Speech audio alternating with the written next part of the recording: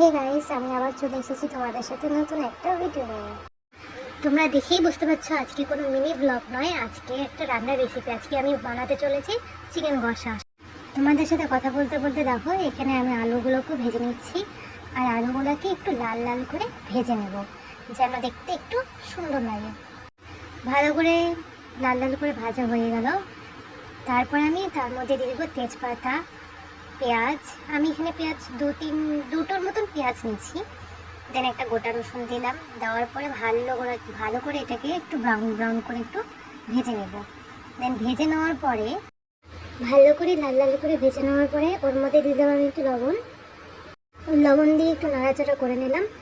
নাড়াচাড়া করার পরে তার মধ্যে দিয়ে দিচ্ছি আমি একটু হলুদ গুঁড়ো। সেটাকে আমি আবার নাড়াচাড়া করে দিলাম। নাড়াচাড়া করে দেওয়ার পরে তার মধ্যে আমি দিয়ে দেবো এবার হচ্ছে আদা, রসুন, লঙ্কা আর একটু সামান্য জিরে বাটা। ওটাকে দিয়ে এখন ভালো করে একটু কষিয়ে নেব। তার মধ্যে দিলাম আমি লঙ্কার গুঁড়ো দিয়ে এবার এটাকে ভালো মতন কষিয়ে নেব। দেন কষানো হয়ে গেলে পরে আমি তার মধ্যে দিয়ে দেবো চিকেনগুলো। একে একে চিকেনগুলোকে দিয়ে দেওয়ার পরে ভালো করে একটু নাড়াচাড়া করে একটু কষিয়ে নেব। যখন আমি মাংস কষানোর সময় আমি জল ইউজ করি না। হালকা মাংসটাকে কষিয়ে নেওয়ার পর আমি ঢেকে দিয়েছিলাম।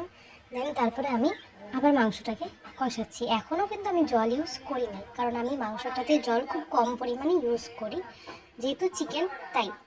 তারপরে আমি তার মধ্যে দিয়ে দিলাম আলুগুলোকে দেওয়ার পরে আমি আবার একটু কষিয়ে নেব। ভালো করে কষিয়ে নেওয়ার পরে আমি তার মাঝখানে একটু টমেটো অ্যাড করবো, একটা মিডিয়াম সাইজের টমেটো। তোমরা তোমাদের অনুযায়ী মতো আন্দাজ মতো তোমরা ইউজ করতে পারো। এবার আমি আবার কষিয়ে নিচ্ছি এর মধ্যে। এবার আমি সামান্য কিছু জল, কারণ আমি আলুগুলো না আমার সেদ্ধ হয়নি, তো সেই জন্য আমি সামান্য একটু জল ইউজ করলাম, এক কাপের মতন হতে পারে। দেন তারপরে আমি ঢেকে দিয়েছিলাম। সেই ক্লিপটা নেওয়া হয়নি আমার।